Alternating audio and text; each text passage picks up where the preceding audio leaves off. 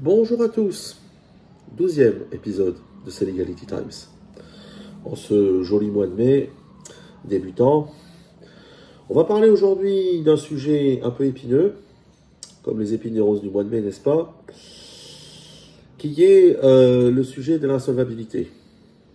Ça peut arriver à tout le monde de faire face à des dettes qu'il nous est impossible à rembourser. Malheureusement, ça peut aller très vite. Il suffit souvent d'un tout petit rien pour que ça arrive et pour que l'engrenage infernal se mette en place. Donc, le système espagnol est, ma foi, assez similaire au système français, à ceci près que, et c'est en cela une très grande différence de forme, la figure de l'huissier ici n'existe pas. Vous avez en revanche une autre figure qui existe, qui est celle du procurador. Attention, procurador veut dire avoué, donc c'est l'équivalent de nos avoués que nous avions donc en deuxième instance, donc en cour d'appel jusqu'en 2008, et que nous avions en première instance jusqu'en 1971. Vous voyez, c'est assez ancien. À ceci près que, comme vous le savez, en France, l'huissier est souverain, c'est un officier ministériel qui peut prendre d'entrée toutes les mesures dès lors qu'il reçoit un titre exécutoire, ce qui n'est pas évidemment pas le cas de l'avoué qui, lui, a les prérogatives que le juge veut bien lui donner dans le cadre de la ley de enjuiciamiento civil, qui est le code de procédure civile. N'est-ce pas? Bon. Tout d'abord, il faut savoir que la mise en faillite personnelle, donc on appelle ça la quiebra personal ici, existe et permet justement d'obtenir le concours d'un administrateur judiciaire lorsque les dettes s'accumulent et lorsque le passif dépasse de 2 fois l'actif de chaque personne. Il n'y a pas une obligation de se mettre en quiebra lorsque on a un actif qui est 2 fois supérieur à passif qui est 2 fois supérieur à son actif. Mais il y a des situations où effectivement, lorsqu'on en arrive à avoir 0 actif et le peu de rentrée d'argent qui nous reste systématiquement bouffé, là, ça s'impose. Voilà. Bon. Ici, il faut bien distinguer, encore une fois, la situation du débiteur selon la position de ses créanciers, leur nature, et le fait de savoir s'ils sont pourvus ou non de sûreté. D'abord, si votre créancier est un établissement bancaire, dans le cadre d'un contrat de prêt hypothécaire notamment, il a tout à fait la faculté de vous mettre le compte en négatif, à découvert, et le compte reste à découvert aussi longtemps que le prêt n'est pas payé. C'est une première chose. Lorsque votre créancier est l'administration fiscale ou la sécurité sociale, ou une collectivité publique, ça peut être la municipalité pour une amende, ça peut être une collective, ça peut être le ministère de l'Intérieur, ça peut être l'inspection du travail, une collectivité publique en général. Il peut directement se saisir, donc un arrêtation d'embargo, l'équivalent d'un ATD, sur votre compte bancaire. Donc, attention à ne pas laisser traîner, à ne pas négliger une dette au fisc ou une dette à la sécurité sociale, parce qu'il n'y a pas besoin d'engager une procédure pour ce genre d'entité pour vous saisir vos biens. Et ça se fait directement, il suffit d'envoyer un avis à votre banque et ils le font directement. Et ça se fait une fois par mois, en général en fin de mois. Vous allez me dire, bon, l'efficacité de la mesure. Parce que quand on le sait, bien évidemment, on fait attention à ne pas laisser sur son compte des fonds qui pourraient être saisis. Attention à ce genre de tactique, parce que l'allanamiento de bienes, c'est-à-dire l'organisation de sa propre faillite, peut être considéré comme un délit. Donc, ne laissez pas traîner une dette que vous auriez contracté auprès du fisc, auprès de la sécurité sociale. Demandez un échelonnement, justifiez nos difficultés financières. Notre cabinet ici dispose d'une restoria qui s'en occupe. Voilà, il faut toujours parler avec son créancier. Même quand c'est l'administration fiscale, oui, c'est possible. Plus difficile évidemment, mais c'est possible.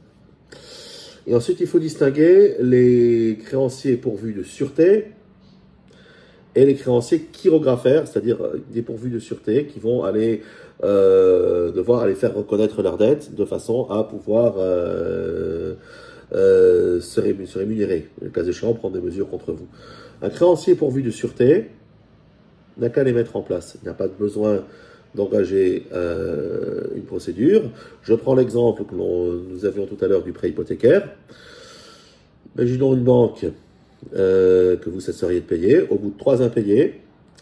Donc en imaginant que cette banque, il s'agit d'un prêt qui a servi à acheter votre maison, et que ce prêt donc est garanti sur le bien avec une inscription au registre de la propriété, c'est-à-dire que vous avez dans les cargas, dans les cargas y servidores, dans les charges et servitudes, vous avez une inscription où on explique que vous êtes redevable d'un temps, d'une telle somme à hauteur de temps par mois vis-à-vis de l'établissement bancaire X qui est votre créancier. Donc à ce moment-là, c'est très simple, la banque n'a qu'à engager une procédure en recouvrement, le cas échéant, auprès d'un tribunal. Donc là, effectivement, il faut engager une procédure par le juicio monitorio. Et elle peut prendre des mesures conservatoires, y compris avant l'édiction du jugement, de façon à se garantir,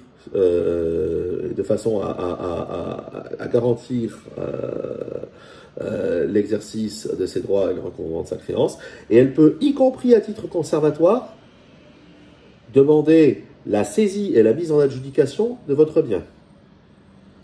Donc encore une fois, un crédit vous engage et doit être remboursé. Si vous n'avez pas, ou si vous pensez que vous n'avez pas la faculté financière pour rembourser votre crédit, ne vous engagez pas. Alors bien sûr, il y a les imprévus, il y a les impondérables. Les assurances sont faites pour ça. Et en général, allez au-delà même de l'assurance impayée que vous proposera votre banque. Allez même au-delà et souscrivez une assurance complémentaire qui vous permettra qui vous permettra une prise de relais en cas de perte de votre emploi, en cas de baisse significative de revenus pour cause extérieure à votre volonté, etc., etc. Donc là encore, ce sont des choses qu'on ne laisse pas traîner. Et encore une fois, il est toujours possible de parler à son créancier, il est toujours possible de parler à sa banque. Je rappelle le vieux slogan du Crédit Mutuel, une banque à qui parler, voilà, on en est là. Bon. Autrement, qu'est-ce qui se passe? Votre créancier va engager une procédure en recouvrement. On n'y va pas par 4 chemins. Hein. Vous savez, le juge, encore une fois, il a son grip avec 6 minutes par dossier. Il n'y va pas par 4 chemins. La créance est constituée, oui ou non. S'il y a un contrat qui est signé avec même un commencement d'exécution, on va difficilement pouvoir prouver le contraire. Est-ce qu'il y a des circonstances exceptionnelles exonératoire? Bon, à part une pandémie ou un tremblement de terre, je n'en vois pas. Et je suis très sérieux sur les 2 exemples. Est-ce que ça a été payé? Est-ce qu'il y a un plan de paiement, ce qu'on appelle en anglais un PATNA, Best Alternative to Negotiated Agreement, ici on appelle ça en espagnol un plan de reanudación, qui a été signé? Est-ce qu'il a été respecté? Est-ce que non? La discussion est assez rapide et dans 9 fois et demi sur 10, la décision est favorable au créancier. Sachant que quand on est sur un monitorio, si vous voulez faire appel, il vous faut, si vous avez été reconnu débiteur de la dette, si vous voulez faire appel, il vous faut consigner la somme au paiement de laquelle vous avez été condamné. Et a fortiori, s'il y a des mesures conservatoires ou des mesures d'exécution provisoire, qui sont envisagées par le jugement. Donc, vous avez assez peu de perspectives qui s'offrent à vous. On parlait la semaine dernière de l'obligation de négocier qui s'est installée donc en matière de recouvrement de créances, donc qui va sûrement assouplir les choses.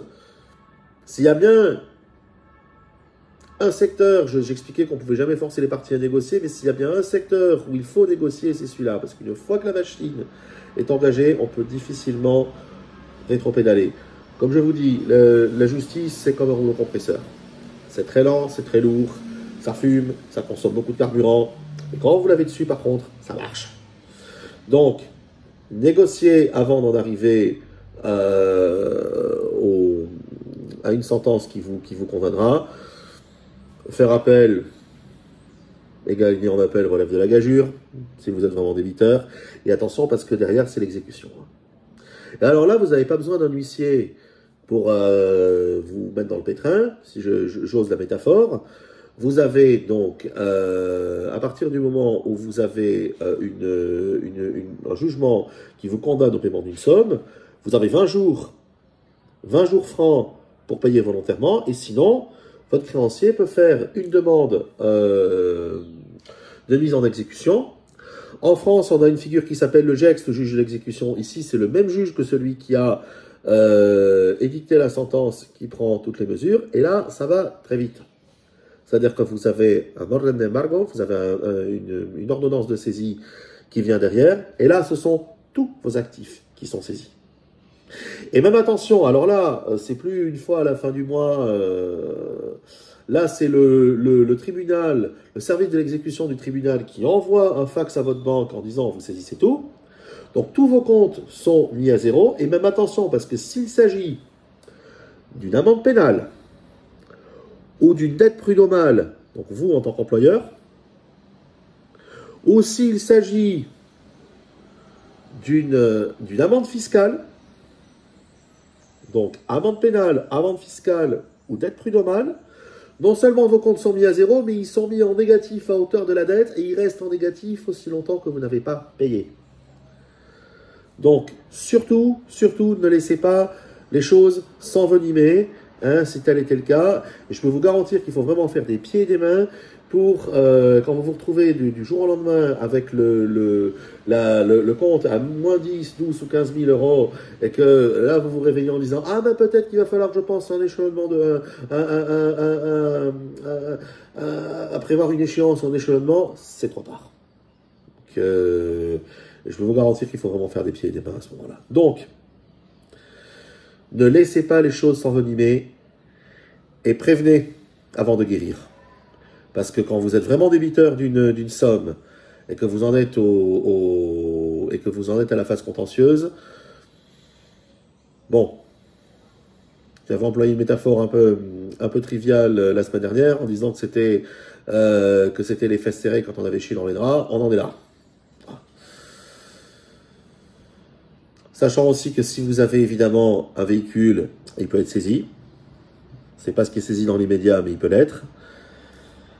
En France, vous aurez un huissier qui mettrait immédiatement un sabot à votre véhicule. Ici, c'est beaucoup plus long, mais enfin, ça peut aussi. Et surtout, si vous avez une propriété privée, une propriété immobilière, elle peut être saisie et mise en adjudication. Donc, en France, c'est pas compliqué, c'est quand c'est 10%, quand ça représente 10% de la dette, enfin, quand vous avez une dette qui est égale ou supérieure à 10% du montant de la propriété, peut être saisi directement. Ici, c'est égal ou supérieur à 50%, seulement si la somme est inférieure, au bout de 3 ans, si rien n'a été fait, le juge peut ordonner, on appelle ça un ordre de salida a subasta, c'est-à-dire peut ordonner la mise en adjudication du bien, auquel cas eh bien, le créancier fait passer un expert de façon à établir une valeur bien, si la valeur cadastrale enregistrée à moins de 6 mois, à plus de 6 mois, je veux dire.